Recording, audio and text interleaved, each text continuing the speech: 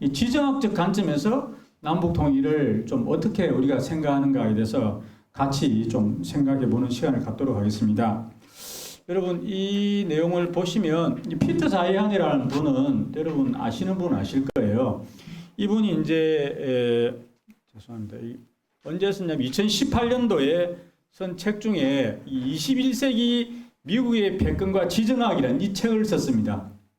책 제목이 21세기에도 미국이 패권을 가질 수 있느냐. 지금 중국하고 맞짱을 뜨고 있는데 그런 이야기를 하고 그 다음에 여기에 지정학이 어떤 역할을 하고 있는가에 대해서 하고 있는데요. 그 중에 한국에 관한 부분을 보게 되면 이렇게 되어 있습니다.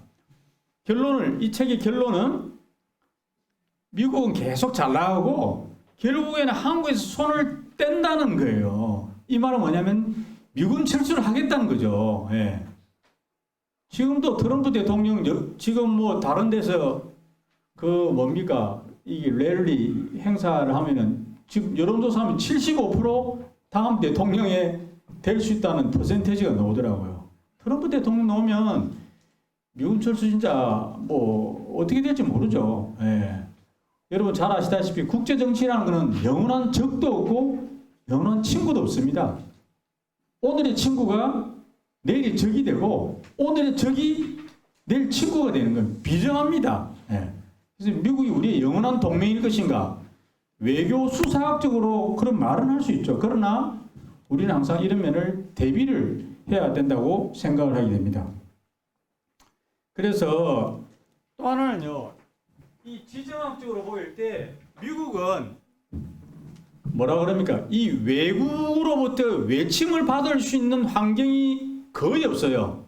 뭐 멕시코 있지만 민주국가고 또 약하죠. 그래서 여러분 9.11 테러 때 미국이 본토가 당한 것은 처음입니다. 이사지연 때 하와이가 공격을 당했지만 그때 놀랬죠. 그렇지만 그거는 섬이었지만 미국이 본토가 9.11 테러를 당했다는 건 미국 사람들 엄청난 충격이었어요. 제가 그때 미국에 있었습니다. 여러분 오사마 빈 라덴이 얼마나 머리가 좋냐면요. 여러분 우리나라에 긴급한 일이면 어디를 전화합니까? 임주 회장님. 9.11. 왜 또 9.11입니까? 119 아니고요. 119. 한국은 119. 미국은요? 미국은 9.11. 역시 머리가 좋으시다. 이거 보통 물으면 10명 중 9명이 잘 모릅니다. 우리 안전 소방 우리 전문가시니까. 우리 임주 회장님 박수 한번 부탁드립니다. 그렇습니다. 그 다음에 또 하나를 하게 되면요. 이 이제 여기 이슈 선점이라 나와 있잖아요. 여러분 대한민국 이슈가 뭡니까? 대통령 선거가 지금 이슈 중에 하나죠. 근데 국가의 어젠다가 뭐냐? 국가의 전략이 뭐냐? 이 한마디로 여러분 물론 통일 박정희 회장님 통일 맞죠? 국가의 대전략에 통일을 언제 어떻게 이룰 것에 대한 로드맵이 대한민국이 있는가? 또 더 나아가서는 정부 주도만 아니고 모든 5천만 국민의 가슴을 뛰게 하고 열정을 모을 수 있는 그 국가적인 어젠다 전략이 있느냐? 이걸 우리 한번 생각을 해봐야 될 것입니다. 근데 요 지도에 대해서는요, 이슈 선점이라고. 여러분 보십시오. 여기 말하면 4대 강국이 다 둘러싸여져 있습니다. 제가 강의 때 이야기합니다. 임주 회장님, 요걸 뭐라 그럽니까? 우리나라는 지정학적으로 고래 싸움에 뭐요? 그럼 우리나라가 새우입니까? 고래죠? 지난번에 평화대사 강의를 때 정확히 기억하고 계시네. 고맙습니다. 고래가 되기 위해서는 그냥은 안 됩니다. 우리가 머리를 써야죠. 그러기 위해서는 이슈를 선점해야 됩니다. 이 대단히 중요합니다. 이슈를 제안을 해야 되고 그 이슈를 선점해야 됩니다. 그걸 한번 보겠습니다. 여러분, 지정학이 얼마나 무서운가? 지정학이 국가의 흥망성쇠를 어떻게 좌우하는가는 요 지도 하나를 보면 아시게 돼요. 이게 뭐라고 되어 있습니까? 임주 회장님? 파나마 운하죠. 81년에서 1914년에 8월 15일 날 완공이 됐습니다. 이렇게 되어 있습니다. 그 전까지는 파나마 운하가 되기 전까지는 이렇게 뉴욕에서 샌프란시스코로 가려고 하면 물자를 움직이려고 하면 물류를 움직이려고 하면 이렇게 돌아가야 했습니다. 29,900km였어요. 남아메리카를 돌아갑니다. 근데 파나마 운하를 뚫으니까 8,370km로 단축되었어요. 약 12,000km가 단축이 됐습니다. 이걸 누가 했습니까? 임주 회장님. 그건 잘 모르겠어요. 여기 답이 나옵니다. 네. 여러분 이 그림 많이 보셨죠? 이게 뭡니까 이거? 예. 컴바이 얼굴이죠? 우리 어린 동화책에 많이 나오는 겁니다. 여기 대통령이 4명이 되어 있습니다. 예. 이건 누굽니까? 예? 토마스 제퍼슨이 옆이고요, 회장님. 그 다음에 이분은 누구예요?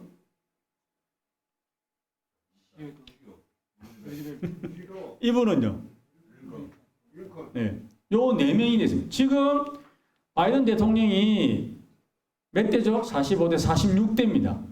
46명 대통령 중에 컴바이 얼굴에 새겨진 사람은 딱 4명 뿐이에요. 이거 자기가 뭐 이 컴바이 세워달라 안 세워줍니다. 국민들이 인정을 해야 돼요. 그런데 여러분, 요 3명의 이름을 다 들어보셨죠? 조지 워싱턴 건국의 아버지고, 토마스 제퍼슨은 헌법을 만들었고, 그다음 링컨 대통령은 노예를 해방했습니다. 시어도 루즈벨트 대통령은 보통 사람 잘 모릅니다.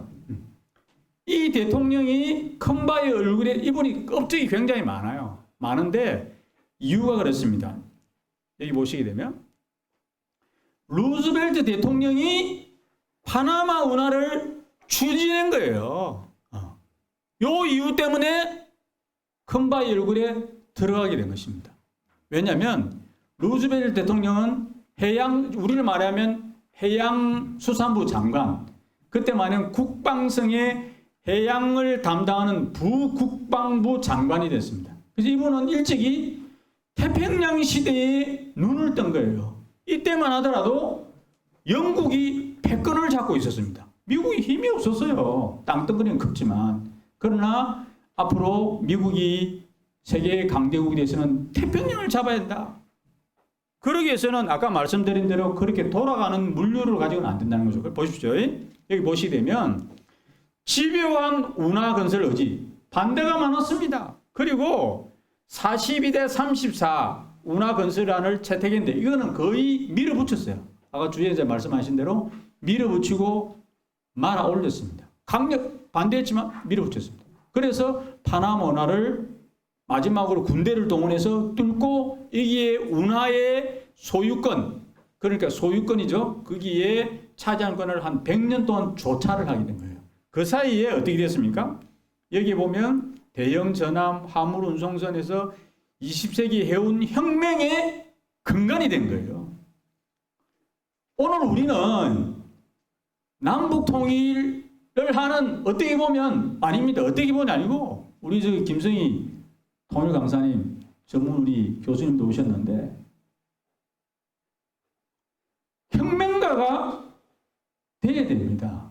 왜? 우리는 분단 국가이기 때문에 우리 모든 남한에 사는 5천만 국민들은 남북 통일을 숙명적으로 해야 할 혁명가입니다. 혁명은 뭡니까? 뒤에서 뭐 이렇게 뭐 쳐다보는 방관장 아니고 가장 앞장서는 그런 3.1운동 같이 그런 내용이 있어야 된다고 생각하는데요. 그래서 혁명이 됐습니다. 미국은 전 세계 총산업 생산량의 근 절반을 차지하게 됐고 세계 1등 국가가 언제요? 1929년입니다. 미국이 패권 국가로 들어갈 수 있는 그 문을 연 사람이 누구냐고요? 시어도 루즈벨트 대통령입니다. 이분은 미래를 보는 눈이 있었어요. 전략가입니다. 그 내용으로 미국의 판도를 그만큼 지정학이라는 길이 무서운 거예요. 잘못하면 망하는 겁니다. 국가가 망하는 거예요. 그래서 여기 보면 한일레지 터널은 대한민국의 운명을 바꾸는 겁니다.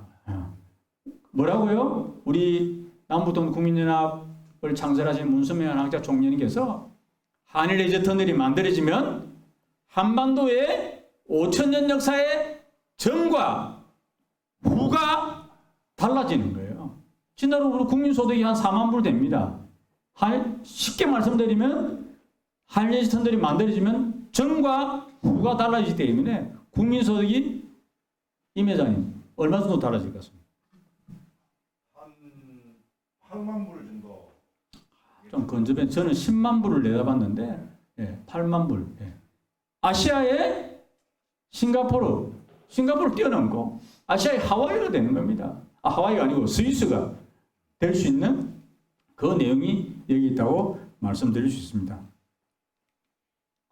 여러분 지금 뭐라고 되겠습니까? 대한민국의 수도는 어디라고요? 서울이죠. 한일 터널이 만들어지면 한반도에서 동북아의 수도는 부산이 되는 겁니다. 부산. 지난번에 임 회장님 박수를 치려면 좀 크게 좀 주세요. 부산이 이제 어르신들이 살기 좋은 그런 그 동네가 돼서 어떤 분은 뭐 노인과 바다다 그런 그 표현 말을 썼는데 굉장히 날씨 따뜻하고 물가 싸고 그 다음에 환경 좋으니까 정말 어떻게 보면 또 코로나 시대는 이런 자연과 더불어 사는 이 부산이 중심이 될 수 있는 그 날이 어떻게 된다고요? 한일 레지턴들이 만들어지면 그렇게 된다는 걸 약속드릴 수 있습니다. 그래서 여기 보시게 되면 이 동북아에 여기 보면 뭐 중국이 있잖아요. 중국이 있고 서울이 한반도 있고 일본이 있는데 중국이 가장 금년이 뭔지 압니까? 임주혜 회장님. 저한테 집중만 제가 공급발을 모르겠습니다. 이제 그 뭐 중국 회장님. 박만순 중요한 교수님한테 좀 질문하십시오. 철저하게 결정하세요. 맞습니다. 형님 정신이 좀 변해서. 네네네 알겠습니다. 중국이 겁내는군요. 한국과 일본의 동맹입니다. 북한이 겁내는 건 한국과 일본이 미국은 둘째예요. 그래서 약한 고리라고 그러잖아요. 한국과 일본을 약한 고리라고 보거든요. 그래서 민족주의 감정을 부추기는 거예요. 그런데 한일 레지턴들이 지정학적으로 하나가 되면 그러면 안 통합니다. 약발이 안 먹혀요. 그렇기 때문에 그걸 집중적으로 반대하는 겁니다. 반대로 생각하면 중국을 뛰어넘기 위해서는 뭐죠? 한일 레지턴들의 이슈를 우리가 선점해야 되는 겁니다. 그래서 우리가 이거 조직을 만들고 출범식을 그냥 뭐 시간이 남아 돌아서 하는 게 아닙니다. 국가의 뭐요? 전략을 운명을 바꾸기 위해서 그래서 궁극적으로는 통일을 이루기 위해서인 것입니다. 그래서 우리 안하수 총장님 이미 결심하셨습니다. 저희도 결심했습니다. 밀어붙이고 말아 올리려고 결심을 했습니다. 여러분 한일 레지턴들의 필요성을 보겠습니다. 첫째는 국제 질서의 재편과 세계 경제의 중심축이 동북아 이동했다는 불가피한 선택입니다. 이 흐름은 막을 수가 없어요. 여기에 막는 자는 망할 것이고 이 흐름을 만드는 자는 흥할 것입니다. 보십시오. 한일 터널 건설은 물류망을 만들겠죠. 한중일 내셔널리즘을 억제하고 물리적 군사적 충돌 방지 완충제로서의 역할을 기대하는 것입니다. 가장 한중일 의 내셔널리즘 국수주의가 팽배하거든요. 한일 터널을 만들게 되면 이동이 자주화되잖아요. 이동이 자유롭게 되면 국민적 공감대가 국가적으로 시민들의 교류가 두텁게 되면 적대 감정 이런 것이 약화가 되는 것입니다. 그래서 우리도 그런 말이 있잖아요. 미운 놈한테 뭐요? 임 회장님. 사랑을 더 주라. 고운 놈은 뭐요? 사랑을 더 주라. 고운 놈은 매를 사랑을 더. 미운 놈한테 떡을 든다. 이야, 한국말은 놀라운 표현입니다. 이 원수를 사랑하는 말 아닙니까? 북한도 마찬가지예요. 북한 믿습니까? 안 믿습니까? 북한 주민하고 김정은하고는 따로 생각이 됩니다. 김정은이 입으로 북한 2,500만이 아닙니다. 그래서 떡을 하나 전줄 수 있는 그런 마음을 우리가 가질 수 있겠는가? 그 다음에 여기 지역 간의 교류가 발생됩니다. 한국과 일본이 지금 FTA 형성이 안 됐어요. 그 다음에 일일 생활권이 되는 겁니다. 시속 500km 고속철이 됩니다. 아까 말씀드린 대로 임 회장님, 부산하고 후쿠오카 몇 킬로라고요? 아까 안 봤습니까? 230km. 이 한일터널 해상을 다시 재교육. 230km니까 시속 500km면 몇 분 만에 갑니까? 30분이면 가는 거예요. 예. 네. 그것도 뭐 아무 검사 없이 그냥 바로 통과합니다. 완전 혁명이 일어나는 겁니다. 혁명이. 그래서 이런 그 일일 생활권에 대비를 한다 말씀을 드릴 수 있고요. 두 번째는 통일을 위한 국제 환경 조성입니다. 오늘이 남과 북이 함께하는 통일공감 아카데미인데요. 한반도 통일을 위한 국제 환경을 조성을 하는 겁니다. 보시게 되면 한일터널 건설 내에 한반도 비핵화, 평화체제의 구축에 대한 각국의 영향력 행사를 기대한다. 남북 경제교류 활성화 또한 북한의 개방에 기대한다. 여러분, 한일터널 건설이 시작되면요. 아시다시피 여기에 한반도는 남북의 지금은 한국과 남북의 문제만 아닙니다. 이 4대 강국이 승인을 해야 돼요. 인정을 해야 됩니다. 도와줘야 됩니다. 그래서 서독의 콜 총리가 통일을 할 때 매일 아침 프랑스 대통령한테 안부 전했다 아닙니까? 잘 주무셨냐고. 그럼 왜 그렇습니까? 주변국의 도움을 받기 위해서 전화운동하는 거, 뭐 그리 어려운 거 아니잖아요. 그 정도의 열정이 있었다는 거거든요. 그러면 대통령 그렇다더라도 앞으로 우리가 자매 결연이 다 돼 있거든요. 자매 결연 일본의 스즈키, 저기 누구예요? 미우라 한테 전화하는 거 요즘 카톡이면 공짜 전화 다 가능합니다. 자매 결연이 되면 그런 시대도 앞당겨진다고 생각을 합니다. 그러면 여기 김정은이가 얼마나 지금 제재를 많이 합니까? 그러다 북한이 어떡합니까? 예. 지금 북한이 뭐 개미새끼 한 마리 못 들어가요. 그래도 견디거든요. 어떻게 하게 되겠습니까? 그래서 북한이 인센티브를 주는 겁니다. 한일터널을 만들게 되면 여기 일본과 미국이 남한을 협조하게 되고요. 그 다음에 북한을 개방한 데는 러시아하고 중국이 협조를 하게 만드는 겁니다. 그렇게 되는 겁니다. 자동적으로.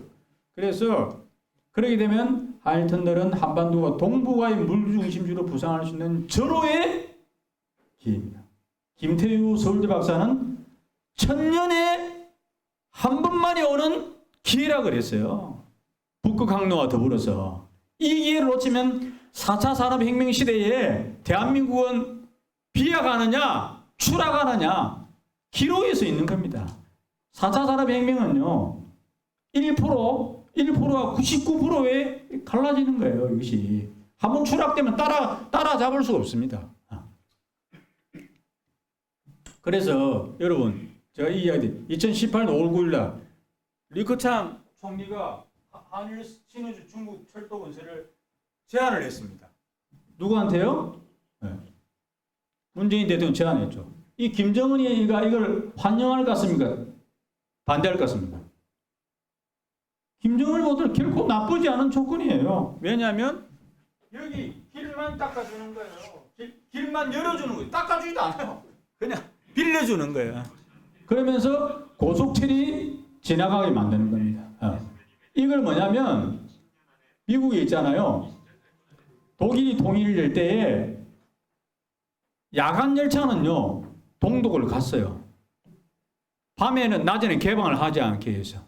그래서 이 열차를 통할 때 우리가 KTX를 보게 되면 옆에 장벽을 쌌잖아요. 북한 주민이 개방을 안 해도 되는 겁니다. 여기에 키를 누가 갖고 있냐? 미국이 갖고 있는 거거든요. 미국과 중국과 어느 정도 협조가 돼야 되죠. 네. 그 전략적으로 보게 되더라도 한일 해저터널 이거는 미국의 전략적 거기에 동아시아 정책에 도움이 된다는 거죠. 한국과 일본이 계속 갈등하는 미국이 고라파잖아요. 이걸 해결하는 동북아의 게임 체인지 프로젝트가 이 한일 해저터널인 것입니다. 그래서 저희들이 뭐 이렇게 좀 오자가 있네요. 짐 로스 회장을 불러가지고 한일터널 협조해라. 네. 그러니 뭐라 그럽니까? 한일 해저터널은 통일 한반도의 빅 프로젝트다. 메가 프로젝트다. 이런 이야기를 하는 것입니다. 그래서 뭐라고 했습니까? 한일터널은 뭐와 뭐를 바꾼다고요? 임 회장님, 뭐와 뭐를 바꾼다고요? 지리와 역사를 바꾼다. 지리와 역사를 바꾸는 겁니다. 어디요? 대한민국과 일본을 바꾸는 겁니다. 이분이 뭐 그냥 뭐 심심해서 이런 말을 했겠습니까? 그래서 지금도 계속 지정학이라는 말이 나와요. 이것 때문에 미국도 머리 아파하고 있죠. 그래서 여러분, 중국 1대1로 정책 아시잖아요? 지금 뭐 곳곳에 어려움이 겪고 있다는데 이거는 전략입니다. 중국몽을 이루기 위한 전략 로드맵이에요. 뭐 반대가 있대서 멈춘다? 안 멈춥니다. 그 어떻게 됩니까? 그러니까 바이든 대통령이 뒤늦게나마 이 1대1로가 만들어질 때는 주도권이 완전히 뺏기게 되거든요. 그러니까 뭐라고 했습니까? 여러분 아시나요? Build Back Better World. 이 3B이라 그러거든요. B 세계. 그 다음에 더 좋은 세계를 만들자. 뭐라고요? 여기 백악관에서 기자 브리핑 제도를 냈어요. 중국의 1대에 대항하기 위해서 뭐라고요? 여기 3B3W 이걸 하면서 돈을 어느 정도요? 4경 4,640조 원의 돈을 뿌리겠다는 거예요. 뭐라고요? 이런 아시아에 인프라 없는 나라에 인프라를 깔아주겠다. 이거 완전히 승부를 거는 겁니다. 이 패권에 밀리면 끝이에요. 이런 흐름 속에서 한일터널은 아주 지금 좋은 분위기를 맞이하고 있습니다. 그래서 스테판 코스텔로 제 친구입니다. 10년 전부터 한일터널 관계자를 만나고 싶었다. 새로운 피를 수혜를 받았다. 여러분 오늘 새로운 피를 수혜를 받았습니까? 우리 곽 회장님. 예. 네, 감사합니다. 우리 20년대 9월 20일 해운대에서 만났고요. 이번에 조지 워싱턴 대학교 한국학 거기 교수고요. 코리아 타임즈 칼럼니스트입니다. 그리고 동부와의 게임 체인저. 저를 만나기 전에 저를 10년 전부터 그 생각했다더라고요. 예. 저희가 좀 뜻이 통하는 거죠. 그래서 동아시아 정책에 미국이 반드시 협조를 하게 됩니다. 여기에 대한 스토리가 있어서 미국이 협조를 하지 않으면 안 되는 그 내용이 있습니다. 그래서 아까 김상순 박사, 국제 이슈의 개발이고 둘째는 국제 공동체의 선제입니다. 중국 통입니다. 이분이 김상순 교수가. 네. 그래서 연결은 21세기는 영토보다 연결은 운명이에요. 연결을 하는 국가는 흥할 것이고 연결을 하지 못하는 망하는 겁니다. 거기 몽골 제국 있고 로마 제국이 그랬잖아요. 네. 성을 쌓는다는 망하는 거예요. 진시황제처럼. 개인도 마찬가지입니다. 국가도 마찬가지예요. 북한이 얼마나 가겠습니까? 그러나 거기에서 우리가 노력을 해야죠. 그래서 대한민국 국토 균형 발전이 이룬다. 수도권 일극 체제를 타파한다. 그런 말씀을 드릴 수 있는 거고요. 그 다음에 중국의 연착륙을 하게 된다. 이걸 안 하면 중국이 언제나 패권주의 속성이 드러나는 거예요. 이런 내용을 하게 되고요. 그 다음에 이걸 우리가 안 하게 되면 어떻게 될 거냐. 1000년 만에 한 번 온 천운이 어떻게 될 거냐. 이 러시아로 넘어갈 수 있다는 겁니다. 그래서 푸틴 대통령 27번 아베 수상하고 27번 만났어요. 예. 지금 기시다 수상도 아베 수상의 정책을 그대로 다 개성하거든요. 예. 그렇기 때문에 한일 관계가 정말 이 한일 터널을 통해서 개선이 되었으면 하는 그런 바람입니다. 시간이 다 됐기 때문에 제가 결론적이네요. 그럼 이 통일운동의 우리가 큰 흐름 속에서 부산을 한번 보겠습니다. 지난 10년 사이에 부산의 청년들이 20만 명이 빠져나왔다고 합니다. 1년에 2만 명, 2천 명이 아닙니다. 2만 명의 청년들이 어디로 빠져나가요? 수도권으로 들어갑니다. 경북대학교 5년 동안 자퇴생 3천 명이고 부산대학 10명 합격하면 8명이 등록 안 합니다. 어디로요? 수도권으로 갑니다. 그 정도 실력. 그걸 가려고 애를 많이 쓰고 있어요. 이 비극이죠. 이걸 바꿔야 되지 않겠습니까?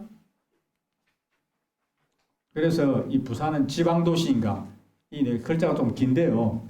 정말 우리가 이 내용 그렇습니다. 서울을 능가할 수 있는 그런 표준을 제시할 수 있어야죠. 맨날 서울만 수도권 우리한테 그 공기업 안 보내주나 그런 이야기 하지 말고 그걸 뛰어넘을 수 있는 뭔가를 만들어야 안 되겠습니까? 네. 있습니다. 딱 29분 51초 됐네요. 여러분 들어주셔서 감사합니다. 건강하십시오. 네, 수고 많습니다. 우리 무엇이 만들까요? 분담 비용이 더 많이 들죠. 왜 그럴까요? 국방비가 우리 1년에 얼마씩 들어가요? 2021년 기준으로 50조가 들어간다고 합니다. 그게 지속적으로 계속 들어가는데 통일이 안 되니 통일될 때까지. 그렇지만 통일되면은 우리 어떻게 돼요? 통일되면은 아까 그게 통일됐다 하면은 이제 북한이 일정한 한국 그 선에까지 오를 때까지만 돈이 들겠죠. 그 돈이 4천조 든다고 합니다. 통일된 이후에는 통일로 이루어지는 그 수익이 일경 4천조나 된다고 합니다. 그러면 우리 4천조 땡치고 얼마가 남아요? 일경이 남겠죠. 어마어마한 큰 부자 나라가 되겠죠. 우리 통일 걱정할 필요가 있을까요? 없을까요? 걱정을 안 해도 됩니다. 그렇죠? 네. 그래서 우리 북한 사람들도 이렇게 한민족이니까 여기 북한은 곰이거든요. 곰이고 그러면 남한은 호랑이 해갖고 예로부터 한민족이 없게 겪고 같이 살아온 민족입니다. 그래서 우리 북한에서도 저도 어릴 때 이렇게 네.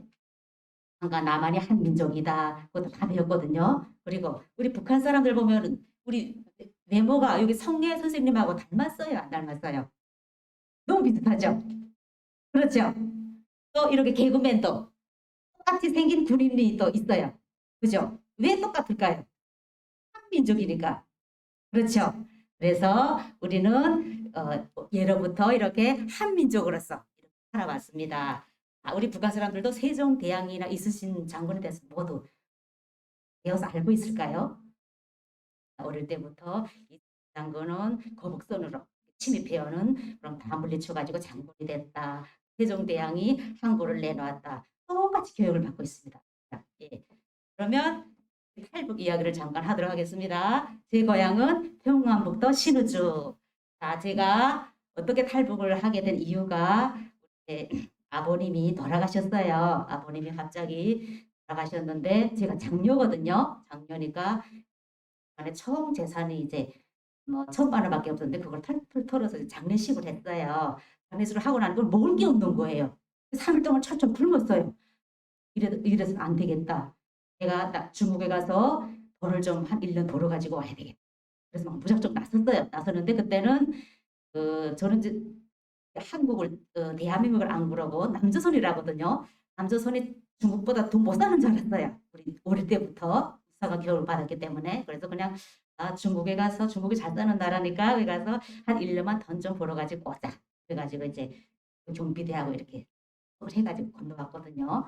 네, 그래서 그때 또 8년도 그때는 너무 추웠어요. 영하 30도. 압록강 꽁꽁 얼어붙었어요. 그래서 압록강을 얼음을 타고 건너서 단동을 거쳐서 캄보디아 한국 대사관을 거쳐서 이렇게 오게 됐거든요.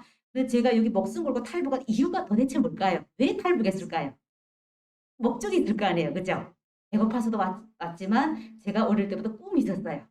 국경연선에도 살다 보니까 그 압록강 옆으로 학교를 계속 다녔거든요. 다니면서 중국 사람들이 이렇게 막 밀수하면서 밀수배를 타고 나가지고 예쁘다고 뭐 사탕도 던져주고 화장품도 던져주고 하니까 중국이라는 나는 우리나라보다 너무너무 잘 사는구나.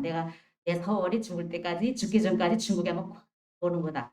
그 소원을 안 꺾었어요. 그런데 그 94년도 김일성이 돌아가면서 또 웃기고 월급도 아빠 엄마는 월급도 못 받아가니까 고난의 행군을 겪거든요. 그러니까 사람들이 뭘 주고 하니까 그다음에 이 나라를 떠야 되겠다. 우리 아빠가 2월 13일 날 돌아가셨어요. 병으로 돌아가셨는데 그러면 3일장을 하잖아요. 근데 제가 2월 16일 날 장례식을 치러야 되는데 2월 16일 날 어떤 날이에요? 김정일 탄생일이거든요. 그날은 또 마음대로 장례식을 치를 수가 없어요. 그러니까 그날에 장례식 못 치르게 하는 거예요. 2월 18일 날 이틀 더 있다가 치러라. 저는 너무 분했어요. 하나도 자유가 없고 죽어서도 자유가 없고 내가 이 나라를 떠야 되겠다 하는 그 생각밖에 없었어요. 그래서 탈북을 해야 되겠다. 그런 마음을 하고 탈북을 했거든요. 근데 제가 여기 온 목적이 있어요. 뭘까요? 한 가지 목적. 왜 왔을까요? 우리 여러분들처럼 대한민국 국민이 되고 싶어서. 예. 주민등록증을 취득하고 싶어서. 그래서 지금 저는 너무너무 행복합니다. 우리 말 통하고 인물 생긴 것도 똑같고 와서 제가 하고 싶은 공부도 하고 자유가 있으니까 너무너무 좋은 거예요. 야, 이렇게 좋은 나라도 있구나. 근데 북한에서는 어떨까요? 북한 주민들은 모르고 있어요. 모르고 있어요. 중국이 더 잘 사는 줄 알아요. 한국보다. 네. 그러면 북한에서 왜 그걸 모르고 있을까? 이 우상화 교육 때문이에요. 어릴 때부터 어떻게 해요? 김정일 가족에 대해서 이렇게 우상화 교육을 시키는 거예요. 우리 여기서 이제 막 하나님을 믿고 따르듯이, 예, 하나님이 밥을 주냐 돈을 주냐. 김정일이가 밥 주고 돈 주고 할 테니까 나만 믿어. 이 세상에 하나님은 없다. 해서, 예. 그래서 어릴 때부터 이상한 교육을 막 시키는 거예요. 김정일 원수님을 충성으로 받들어 모시자. 그래서 아무것도 몰랐어요. 우리는 그냥 무슨 권리라는 것도 몰랐어요. 사람이란 뭔가도 몰랐어요. 우리는 그냥 우상화, 충성 그것밖에 모르고 자랐거든요. 그리고 우리 북한에 보면 이 뭐예요? 접견자. 내가 출세할 수 있는 길은 바로 접견을 하는 거예요. 예. 그리고 또 김정은이가 만나서 면담자 이런 사람들은 출세를 할 수 있어요. 그러니까 북한은 어떻게 돼요? 평양과 그다음에 우리 서민들하고 두 개 나라를 보면 돼요. 10% 20%도 안 되는 그런 상위권에 있는 사람들은 너무너무 잘 살고 있어요. 나 돈을 써가면서 해외 유학도 가고. 그렇지만 80%에 사는 그 서민들은 어떻게 돼요? 굶주림에 시달리고 배우지도 못하고 너무너무 고생하면서 살고 있어요. 그래서 이렇게 북한에서 내가 출세를 하겠다 하면은 이런 우대 조건이 있어야 평양에 살면서 권력이 있어야 그런 자녀들만이 출세도 할 수 있고 대학도 갈 수 있어요. 그럼 우리 북한도 지금 변하고 있을까요? 근데 변화되고 있을까요? 변화되고 있습니다. 예, 지금 한 3년이 다르게 너무너무 빠르게 변화되고 있습니다. 우리 북한 시장이 변화를 보면은 이전에는 우리 북한에 조선노동당이라고 있거든요. 조선노동당. 이 조선노동당 뭐겠어요? 우리가 조선노동당만을 믿고 충성으로 따르자. 죽을 때까지. 예, 그래서 다 조선노동당을 믿고 따랐는데 지금은 사람들이 조선노동당을 믿고 있으니까 배가 고파 굶어 죽겠네. 우리 아무 희망도 없네. 해갖고 이제 그걸 이익이 안 된다는 걸 우리 사람들이 알고 됐어요. 어떻게 알게 됐을까요? 탈북자들을 통해서 돈도 입금받으면서 내용을 다 통화를 하거든요. 그래서 노동당을 지금 믿으면 안 되겠구나. 무엇을 믿는다? 오직 우리가 장사를 해야만이 먹고 산다. 그걸 알게 됐어요. 사람들이. 그래서 이렇게 시장에 나가서 사람들이 장사를 해서 거기서 남은 이윤을 가지고 먹고 살고 있습니다. 이렇게 너무나 많이 변화됐어요. 이렇게 처음에는 그냥 텃밭에서 생산한 걸 가지고 시장에 나가서 이제 농민 시장에서 장사를 했어요. 사람들이. 그런데 이제는 암시장으로 변했어요. 암시장이라는 게 뭐예요? 원래 단속하는 물품들을 중국 물품들을 팔고 사는 거예요. 거기서 USB도 하고 CD도 하고 중국 그런 물품들 막 사고 팔고 하는 거예요.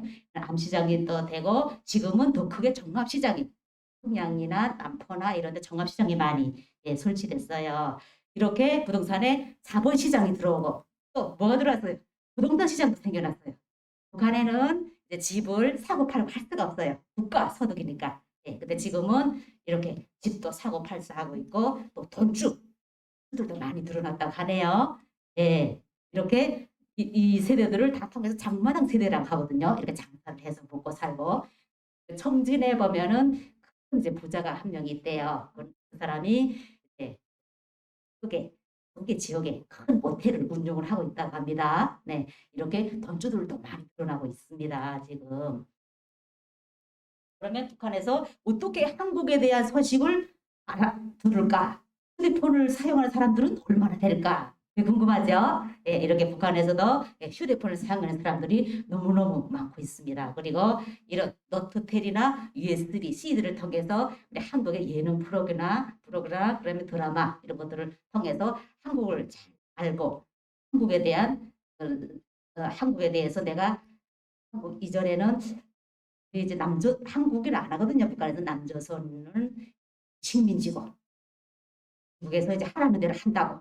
그래서 이제 나쁘다고 그리고 막 욕을 했는데 진짜 이 드라마나 예능 프로그램을 보니까 우리하고 똑같네 하면서 그 사람들이 알게 됐어요.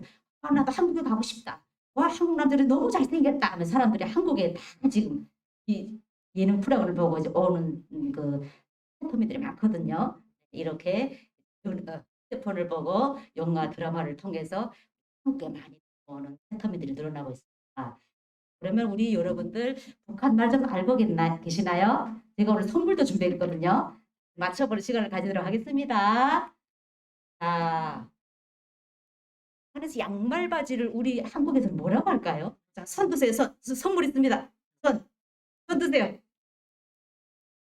맞습니다. 자, 여기 선물 있습니다. 나오세요. 선물 받아가세요. 자, 우리만 넣었어.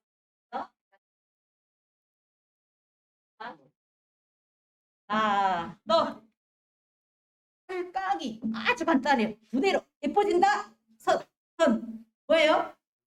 살까기. 우리 뚱하신 분들 살까기 하잖아. 뭐예요? 자, 손 드세요. 손 드세요. 아주 간단합니다. 아주 간단합니다. 자, 손 드세요. 예. 맞습니다. 정답입니다. 여기 나오세요. 선물 있습니다. 맞습니다. 다이어트.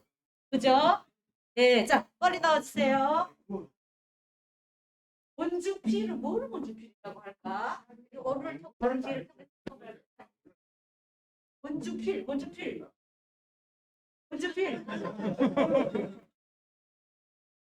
자, 원주필은 우리 대학생들 없어서는 안 돼요. 우리 공부하려면 없어서는 안 돼요. 자, 손 주세요. 원주필 우리 공부할 때 연필 말고 볼펜 맞습니다. 자, 또 낙지. 북한에서 무엇을 낙지라고 할까? 낙지라고 할까? 맞습니다. 오징어. 자, 또 보름 과자. 아이스크림. 자, 손을 들으신 분만 선물 드립니다. 구홍. 우리 여자들 예뻐지는 거. 입구자 썼다. 입구자. 손. 입구. 네, 자, 여기 나오세요. 여기 선물 있습니다. 자, 립스틱. 맞습니다. 한 말은 순수한 우리말 그대로 사용하는 거죠. 그렇죠. 입구자에 붉은 흑자잖아요. 그렇죠? 네. 자, 또 한 가지. 양독한 언어 비교에서 딱 한 가지 공통점이 있다. 제일 중요한 뭐가 공통점이 있을까? 지금 여러분들 제가 하는 말을 알아들어요? 못 알아들어요? 알아듣죠? 왜 알아들을까요? 자, 사용. 한국을 사용하는 또 왜? 한민족이니까. 그죠? 제가 베트남 말을 하는 것도 아니고, 그죠? 캄보디아가 하는 것도 아니고. 감사합니다. 네. 우리가 한민족이니까 이렇게 한국어를 똑같이 사용하고 있습니다. 그렇죠? 자, 지금 북한에서 최근 제일 인기 있는 베스트 3를 보도록 하겠습니다. 자, 3위를 먼저 보도록 할게요. 힌트 올라갑니다. 뭐예요? 힌트 올라갔어요. 네? 동사나 맞습니다. 네, 신발. 왜 신발이 이렇게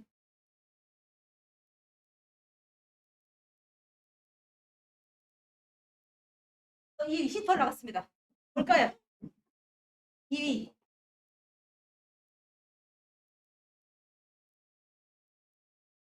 말하는 방송이 나오잖아요.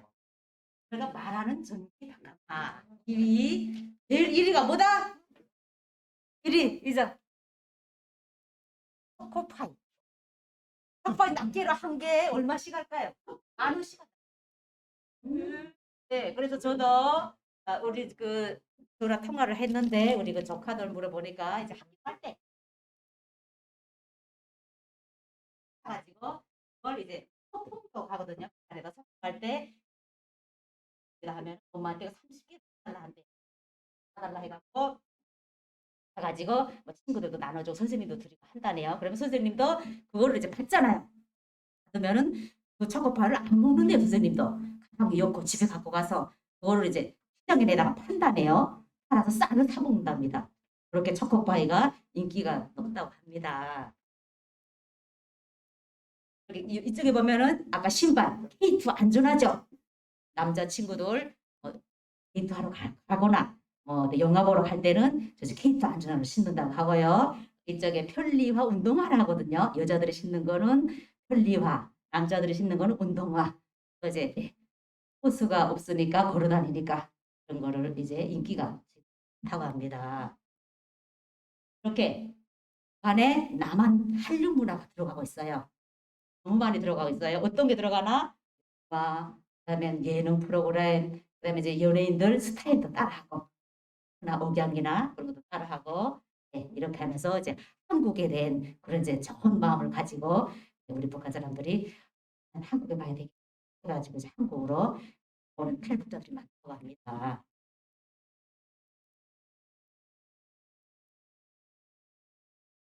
이렇게 예. 성경 태양의 후예나 도깨비나 예, 이런 것도 뭐 해를 품은 달 이것도 지금 다 봤다고 하더라고요. 그래서 어떻게 봤냐 하니까 시장에서 USB를 사가지고 있다. 언니 드라마 보니까 너무 막 한국 남자들이 너무 잘생겼다고 나도 잘생긴 남자들한테 시집가고 싶다고 한번 한국에 가보고 싶다고 하면서 2층 집에서 2층에는 엄마 아빠 방이고 1층에는 우리 오빠 동생 방이고 앞에는 잔디밭이 있고 그런 정원에서 한번 살아보는 게 꿈이라고 이렇게 전화 통화를 제가 하곤 하는데요. 북한 대학생들 사이에서 영상 하나 보도록 하겠습니다. 이방 그렇죠. 이렇게 북한 주민들도 내가 한국의 예능 프로그램이나 드라마를 보고 한국에 대해서 알게 되고 그리고 이제 한국으로 오고 있거든요. 저도 이제 중국에서 그 이제 임신매매로 팔려갔어요. 저도 예. 우리 한국 돈 80만 원에 팔려가서 저도 이제 고생을 많이 했는데요. 저도 그때 한 회사에서 이제 주방 아줌마로 이렇게 밥을 해줬는데 그때 이제 한국 드라마를 보게 됐거든요. 근데 발리에서 생긴 일 그걸 봤어요. 근데 조인성이 너무 잘생긴 거예요. 그래서 막 자나깨나 매일 그 시간만 기다리고 나는 중국이 한국보다 더 잘 사는 줄 알았는데 대한민국이 더 잘 사느나 난 내가 무조건 죽고 나서는 한국에 가야 돼. 그래서 결심하고 이제 브로그를 통해서 왔거든요. 이렇게 이제 우리 북한 주민들도 이렇게 드라마를 보고 이제 한국에 대해서 알고 이쪽으로 다 넘어오고 있거든요. 지금 이제 그 북한 여성들이 우리 중국에 얼마나 가서 살고 있을까? 너무나도 많은 여성들이 임신매매로 팔려가서 살고 있거든요. 30만 명에 달한다고 합니다. 30만 명에.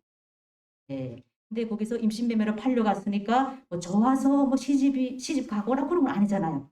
임신매매로 팔려갔으니까. 팔려가서 거기서 이제 뭐 애를 낳고 사니까 한국으로 오고 싶어도 뭐 가족 때문에 못 오는 사람도 있고 이제 그런 여성들이 30만 명이나 된다. 네. 이렇게 예 셀카도 찍고 예 셀카 찍고 등장하고 이렇게 우리가 하는 게임도 하고 있다고 하네요 지금. 예 그리고 예, 명품도 이제 우리는 뭐 그 중학생들 보면은 우리 중학교 1학년은 뭐 먹던 아디다스다, 2학년은 뭐 케이트다, 뭐 그렇게 다 맞춰 입는 거잖아. 여기 북한도 이제 평양, 남포시나 그런 시내 쪽은 이렇게 애들도 예, 명품을 알고 한국에서 명품이구나. 그리고 이제 다 이제 서로 입고 경쟁도 하고 예, 그렇다고 합니다. 예. 저기 보면 그 자동차가 아우디 수입차죠. 밑에는 뭐예요? 밑에는 지프차. 그런데 남바는 뭐라고 돼 있어요? 평양이라고 붙였죠. 평양. 이렇게 수입차를 타고 다니는 사람도 늘어나고 있고요. 또 이쪽에 보면은 뭐가 있어요? 카드도 있죠. 카드. 불 카드도 있답니다. 카드로 네, 끌고 택시도 타고 또 마트에 가서 저것도 쓰고 이런 부자들이 지금 너무너무 많이 늘어나고 있다네요. 지금. 네, 그리고 커피숍도 생기고 휴대폰 팔고 사는 데도 있고 너무너무 많이 변했어요. 우리 북한이 빨리 발전하면 우리 좋아요, 나빠요? 그렇죠? 어른들은 우리를 따라와야 나중에 통일할 때도 그죠? 좀 쉽죠? 예.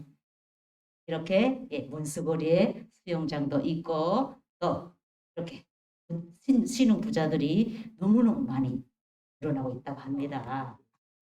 국제사상탑도 보고 개선문도 보고 또 무게도전차도 봤죠? 우리 한국에서 무게도전차 60년대 70년대에 있었나요? 무게도전차 또 뭐 봤어요? 택시도 봤죠? 택시도 보고 또 뭐 봤어요? 우리 지하철에 어때요? 지하철에 LED가 없어가지고 등이 너무 어둡죠, 불이. 우리는 너무 밝잖아요. 그죠? 네, 이렇게 평양에 이렇게 너무나도 많이 발전이 됐어요. 그래서 이제 우리 북한 주민들이 의식이 많이 변화가 됐어요. 의식이 어떻게 변화가 됐나? 우상화 교육을 아무리 해도 이제는 변화가 너무 많이 됐어요. 어떻게 변화가 됐어요? 전에는 그냥 먹고 살기 위해서 우리가 뭐 배부르게 이 밥에 고기를 먹고 기아집에서 살면 우리 소원이 이루어진다. 그렇게 이들은 알고 있었거든요. 근데 지금은 자기가 막 마음이 안 들고 막 자기가 막 할 말이 있으면 막 대놓고 막 하는 거예요. 사람들이. 사회적 일탈도 생기고 또 외부 세계를 동경하는 사람들이 많이 생겨났어요. 외부 세계를 동경하는 사람들이 이렇게 우리 북한 주민들도 이제는 본질을 이해하게 됐어요. 본질을. 우리도 자유를 갈망하고 싶다. 우리도 자유롭게 살 권리, 행복하게 살 권리가 있구나. 그 본질을 깨닫게 됐어요. 우리 북한 주민들이. 우리 여러분 히터류 아시죠? 히터류. 히터류가 어디에 있을까요? 어디에 많이 매장돼 있을까요? 북한에. 선 두세요. 선. 여기도 선물 있습니다. 히터류가 좋은데 도대체 어디에 많이 매장돼 있을까? 맞습니다. 자, 이거 선물 있습니다. 평안북도 정주에 얼마나 매장되어 있다? 2,000만. 어마어마한 양이죠. 네. 근데 그 개발을 못하고 있어요. 왜 개발을 못할까요? 왜 개발을 못할까요? 돈이 없어서 또 기술이 딸려서 그렇죠? 이 히터리가 어디에 있을까요? 우리 휴대폰 카메라에도 히터리가 안 들어가면 안 됩니다. 전기자동차나 반도체 연료로 없어서는 안 될 희귀한 금속이잖아요. 2,000만 톤이 우리 평안북도 정주에 얼마나 2,000만 톤이나 매장돼 있어요. 우리 좀 빨리 이걸 개발하면 어떻게 되겠어요? 우리가 지금 그 히터리를 외국에서 사들이고 있죠. 우리가 통일이 되면 이거 살 필요가 있다 없다? 없다. 네. 이렇게 북한의 히터리를 비롯해서 검은 보화가 얼마나 저장돼 있다? 7천조 원이나 저장이 돼 있다고 합니다. 그런데 개발을 못하고 있어요. 또 없고 기술력도 없고. 그래서 우리 북한의 자원과 우리 한국의 기술을 합치면 우리 어떤 나라가 될까요? 자원이 풍부한 강대국으로 이끌어설 수 있겠죠? 그렇죠? 네. 우리 미성에서 본 우리 대한민국 나라죠. 우리 대한민국은 대륙일까요? 반도일까요? 반도지만 지금은 섬나라로 되어 있죠. 비행기도 돌아갑니다. 배도 돌아갑니다. 너무너무 가슴 아프죠? 우리들 통일이 되면 어떻게 될까요? 통일이 되면. 풀길이 놓아지면은 아까 박성렬 박사님처럼 일본에서 해저톤을 뚫어갖고 러시아로 그죠? 유럽으로 해외여행도 갈 수 있고 비행기를 안 타고 그냥 기차로 갈 수도 있고 또 우리는 그 중간에 톨게이트 비용만 받아먹어도 포장을 할 수 있겠죠. 그리고 또 일자리 창출이 늘어나겠죠. 그 대신. 그리고 우리 아버님들 휘발유 값이 싸지고 유지비가 안정되고 하면은 물가가 안정되고 너무너무 큰 수익을 얻을 수가 있습니다. 그렇죠? 네. 이렇게 철도가 이어지면은 우리 부산에서부터 저 북한으로 해서 러시아로 또 유럽으로 철도가 이어지면은 우리 일자리 창출이 많이 늘어날 것 같아요. 네. 그리고 또 어떻게 되겠어요? 그렇게 되면은 수익이 어마어마하겠죠. 그 수익이. 그래서 우리가 빨리 이렇게 통일이 돼서 또 우리가 지금 지정학적으로 우리 대한민국이 어디 딱 중심에 넣어 있잖아요. 미국, 러시아, 중국, 일본 딱 중간에 넣어 있잖아요. 그렇죠? 중간에 넣어 있으니까 철길만 놓아지면 우리가 세계 중심 국가로 일어설 수가 있겠죠. 그렇죠? 네. 북한 이탈 주민은 먼저 통일 맞나요? 맞잖아요. 먼저 통일 맞잖아요. 그렇죠? 지금 북한 이탈 주민이 대한민국에 얼마나 와 있을까요? 도대체 몇 명이나 와 있을까요? 얼마나 돼 보여요?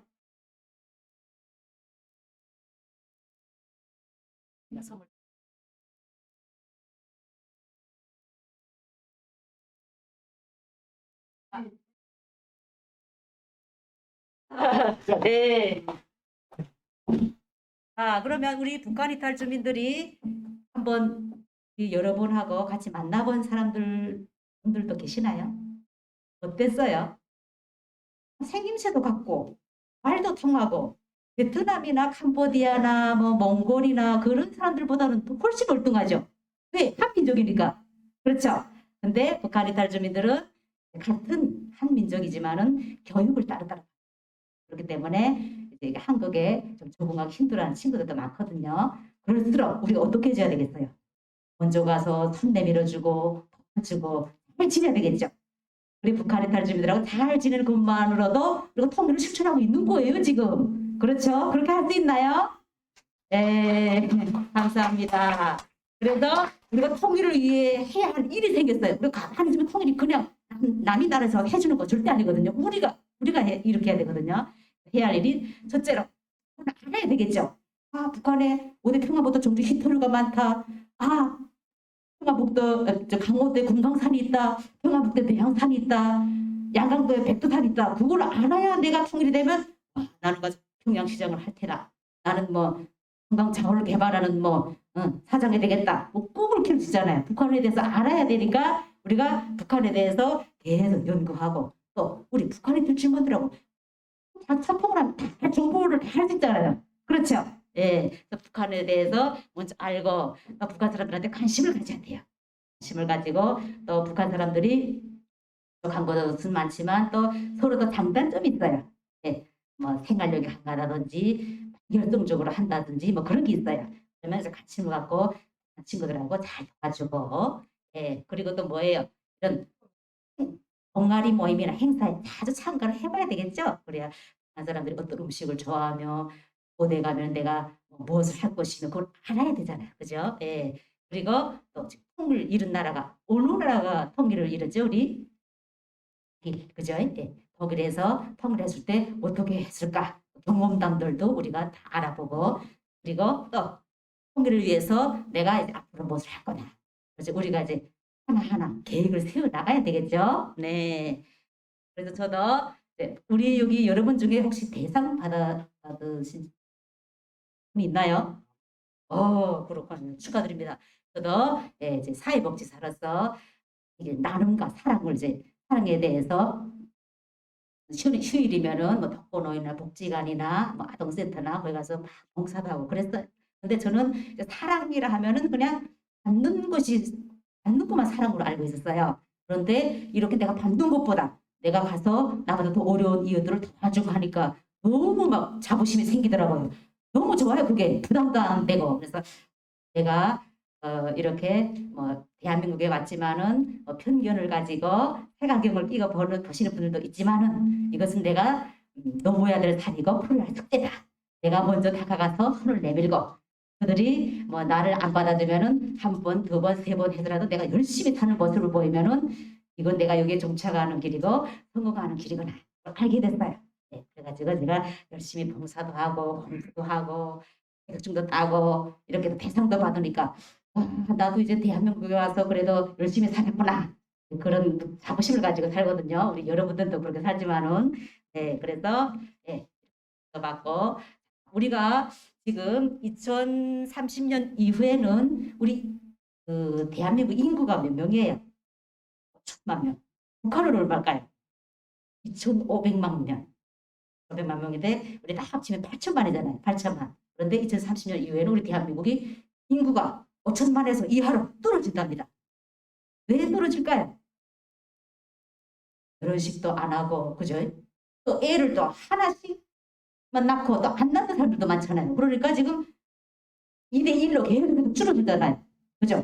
자, 우리 인구가 줄면 어떻게 될까요? 인구가 줄면은 나라가 합니다. 그렇죠? 내수 시장이 좁아지고 고령화가 많아지고 그러면 우리가 어떻게 되겠어요? 안 되겠죠. 그러니까 통일을 반드시 해야 되겠죠. 통일을 하면은 우리 남한 영토가 얼마예요? 5만 평방킬로거든요. 남한 북한 다 합하면은 22만 평방킬로. 영국하고 똑같습니다. 영국. 그럼 우리가 세계 나가 손을 칠 수 있잖아요. 우리나라는 뭐가 유명해요? 반도체, 힙합, 그죠? 우리 이건희 회장이 뭐라고 말씀하셨어요? 와이프만 놔두고 다 해야 된다고 했잖아요. 우리도 다 바꿔야 됩니다. 그렇죠? 네, 이렇게 변화를 해야만이 우리나라가 이렇게 힘도 없고 가진 것도 없고 인구도 없고 하면은 우리가 큰 나라 꼭두각시밖에 되지 않잖아요. 그렇죠? 그렇게 살고 싶어요, 우리 여러분들. 그렇게 살기 싫잖아요. 그죠? 남과 북이 합해서 이렇게 자원이 풍부한 강대국으로 세계 중심 국가로 우리 콘소리 똑똑 치면 살고 싶잖아요. 그렇죠? 저도 일본이나 이런 데 관광을 가면은 소스 코리아에서 왔나 노스 코리아에서 왔나 너무 그 말 듣기 싫어요. 한국 사람인데. 그렇죠. 우리 그런 소리 들으면 절대 안 되겠죠. 그렇죠. 그래서 우리가 남과 북이 예, 이렇게 합치면은 풍부한 그런 이제 강국으로 세계 이제 우뚝 그날을 멀었다 멀지 않았다. 멀지 않았습니다. 예, 우리 여러분들이 그날을 위해서 어떻게 해야 될까요? 노력을 많이 해야 되겠죠.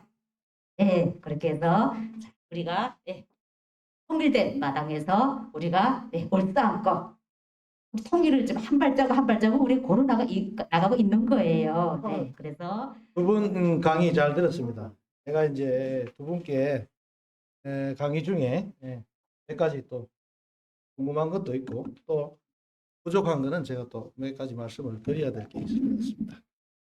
자, 우선 우리 박성열 우리 강사님께서 지정학 통일 방안 별별을 토하셨는데 사실은 이제 지정학적 통일은 그동안 상당히 오랜 기간 우리가 주장했던 것.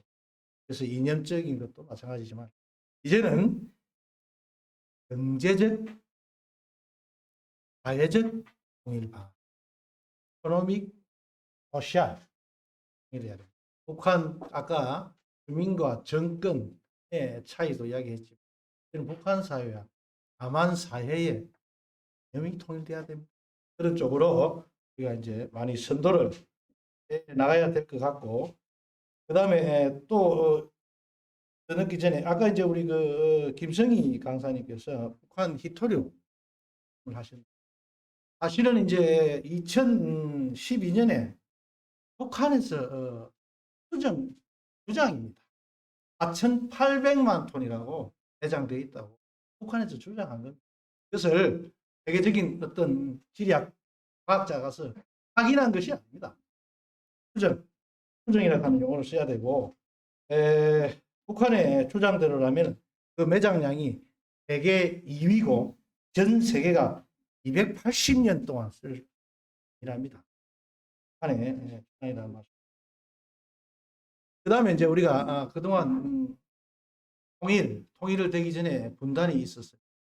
잘 아시다시피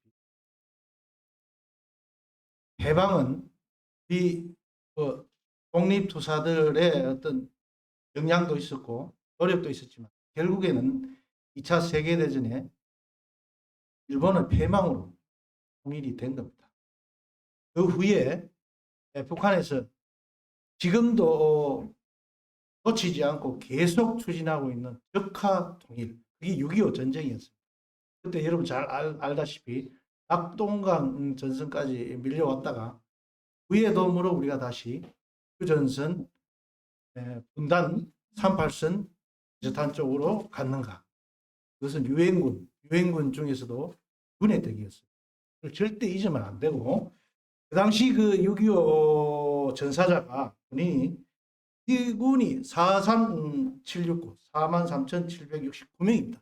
이 중에 순수한 미군이 365, 36,595명이 순수한 미군 사망이고, 그 중에 카투사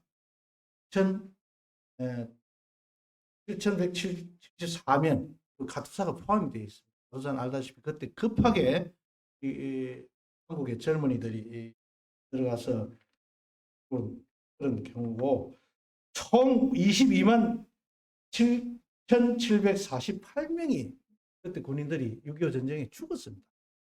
그 다음에 한국군이 11만 3,248명이고, 그 다음에 동맹국, 미군을 뺀 동맹국이 2,768명이 죽어서 대한민국 휴전선 아래 자유민주주의 대한민국을 유지하고 있는 겁니다. 이것에 있어서 이런 것을 우리가 생각하면서 그 다음 문제를 해야 됩니다.